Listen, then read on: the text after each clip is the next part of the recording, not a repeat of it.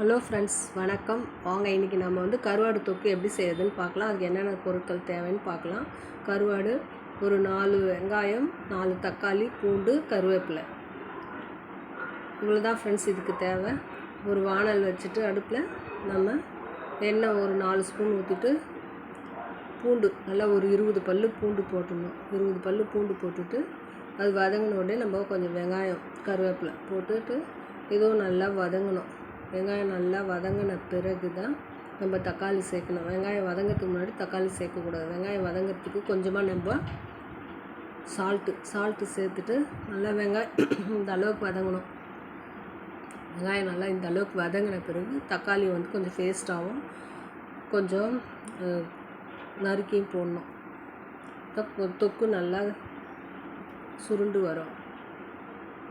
அதுக்கப்புறம் நல்லா வதக்கிட்டு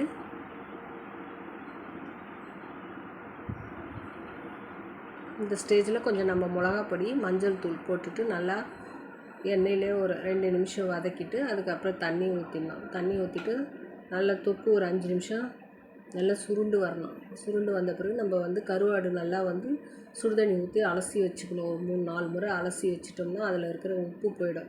இப்போ இந்த அளவுக்கு சுருண்டு வந்த பிறகு தொக்கு போட்டுட்டு நல்லா சுருளை வதக்கிடணும். தொக்கு கருவாடோடு சேர்த்து இது ரைஸ்க்கு, சாம்பார் சாதத்துக்கும் ரைஸ் கூட தொட்டு சாப்பிட்றதுக்கு அவ்வளோ சூப்பராக இருக்கும்.